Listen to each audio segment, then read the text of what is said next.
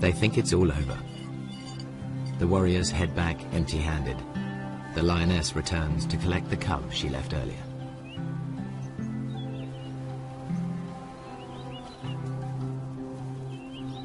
She hid it in long grass nearby, but the chaos of her hunt has attracted members of another pride. This is their patch, and they'll defend it. The mother calls to the youngster. Two other lionesses reach the cub first. They won't tolerate another female's offspring. They'll eliminate it.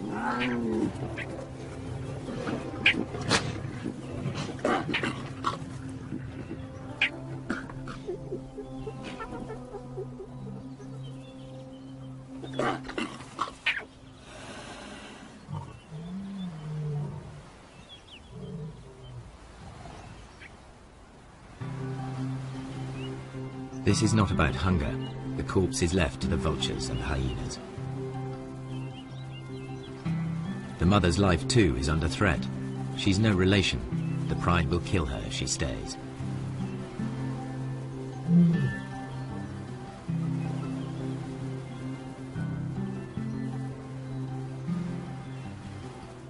Outnumbered, without a territory of her own, she heads yet further away from the park. When lions roam, they are at risk, and so are their pursuers. What you're about to see has never been shown before. A tourist's camera videos the end of a hunt. A lion is cornered. There seems no way out.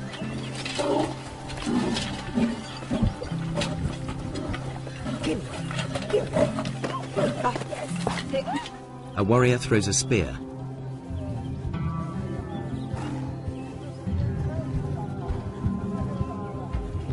The tables are truly turned. Teeth and claws strike home. The wounded warrior continues, believing the lioness chose him as the weakest. To overcome his shame, he needs to finish her off. But even warrior pride cannot prevent the injured man collapsing into shock.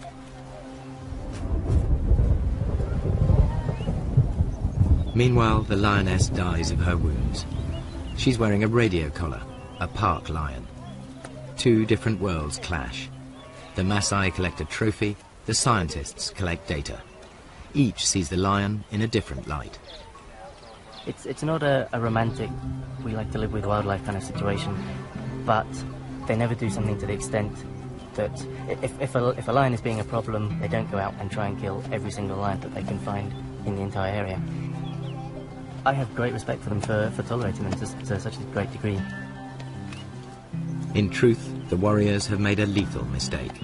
The wrong lion has paid the price, and the outcome is nearly fatal for one Maasai.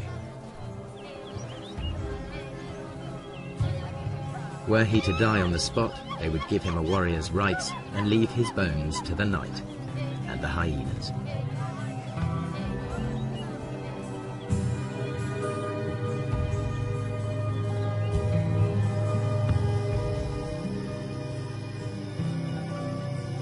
Night is the time of the four-footed hunters. Most hours are clouded over or feebly lit by faint stars.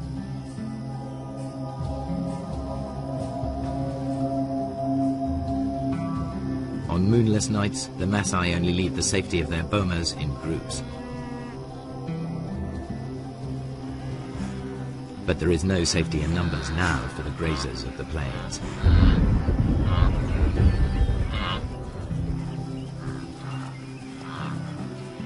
The darkest hours of the night see restless action.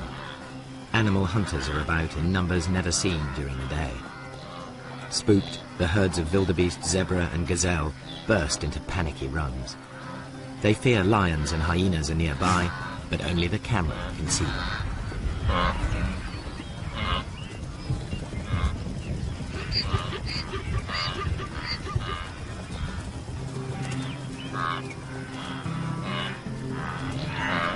Not only the zebra are uneasy, a clan of hyenas is also on edge. They've made a kill in another clan's territory. It isn't long before one of the owners claims his rights.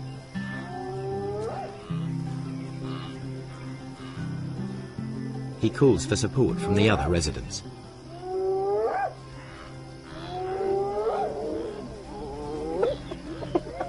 His clan bustles in to drive the invaders away. They bolt the meat while they can. Other threats may arrive to challenge them in turn. They remain watchful. This is truly fast food. The invaders will be back to recapture their meat. You can see this clearly in infrared light. But how do the animals see in these conditions? Like all the animals here, their eyes appear to glow. A mirror-like membrane doubles the available light. Then their brains enhance the images, filling in the gaps to see detail more clearly. The newcomers soon return in force. The prize seesaws between them until it's all gone. But with so little light, even their superb night vision is challenged. This is as close as you can get to seeing through their eyes. It gives an idea of how they can operate in this dark world.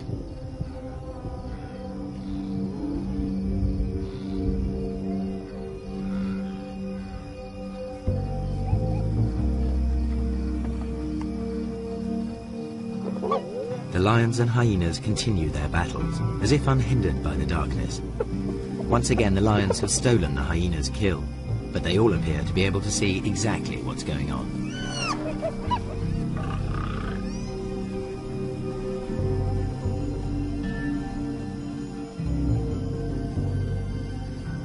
And when the lions go hunting, they do so just as they are. They wander off in the general direction of the sound of herds of animals. To the lions, the herds are almost invisible at any distance, just dull grey smears.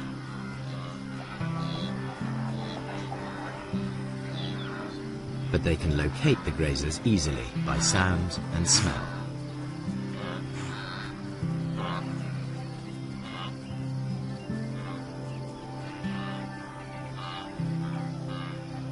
Night is the only time that lions can approach undetected here on the short grass plains.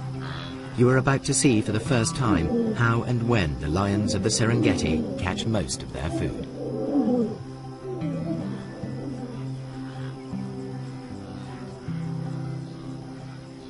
A Tommy dips his head to see whether or not he can see danger silhouetted against the sky.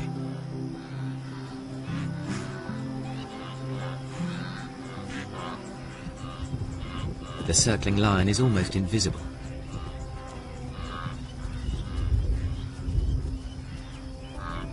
Bathed in infrared light, it stands out. Another Tommy can hear something and is off.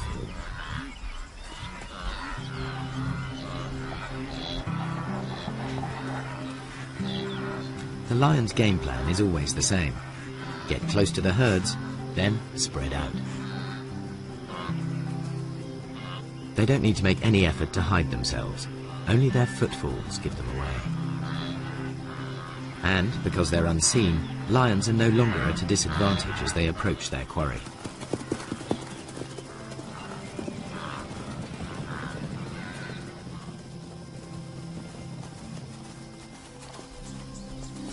Two young males take a small zebra with ease.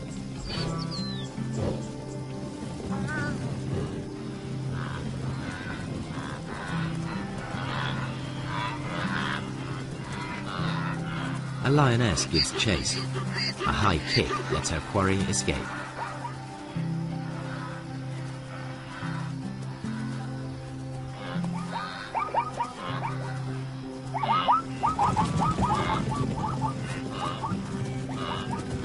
Soon, two lions bring down a fine stallion. Saber-sharp teeth and meat-hook claws bury themselves into 300 kilos of struggle.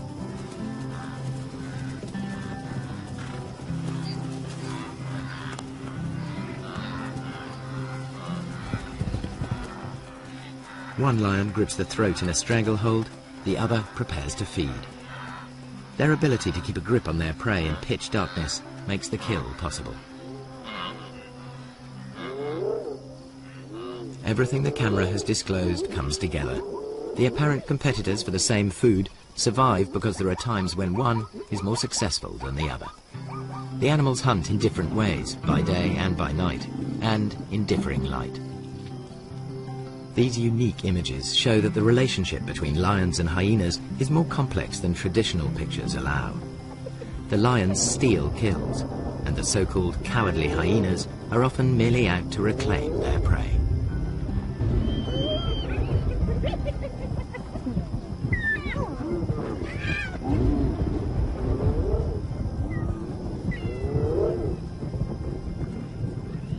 Don't say you've never seen a brave hyena.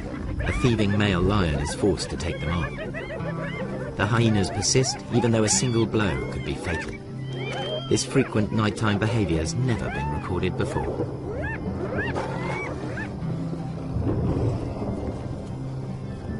There's much more going on in the dark than people have realized, and there must be many more secrets still to be revealed.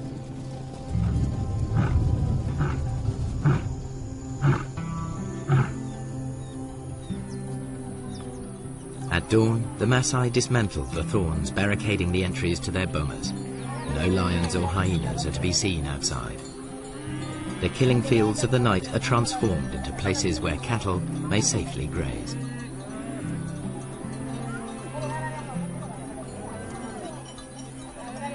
By day, everything is in the Maasai's favor. The cool of night and the light of the moon are ideal conditions for the hyena, a long-distance runner. But the darkest nights belong to lions, which can rely on built-in weapons and brute force.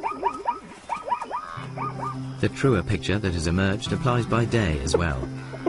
Hyenas can kill when lions are too conspicuous, and it's the lions that are the scavengers.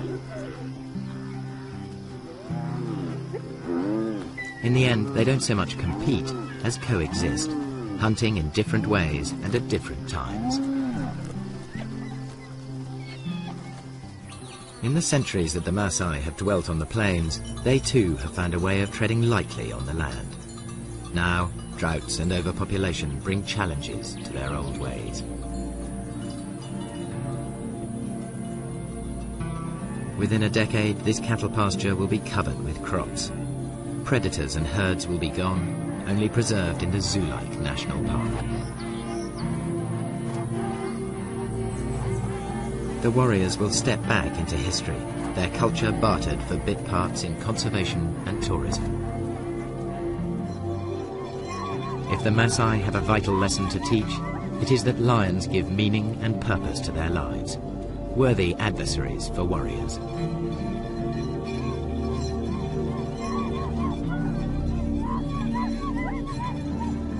Their spears are already being beaten into plowshares. A patchwork of fields is appearing. Soon, fences will spring up. Nature's carefully crafted balance of power will be upset, animals and people in conflict. The picture that emerges may be starker, but it is more realistic. And never again will you be taken in by that well-groomed imposter posing as the king of the beasts.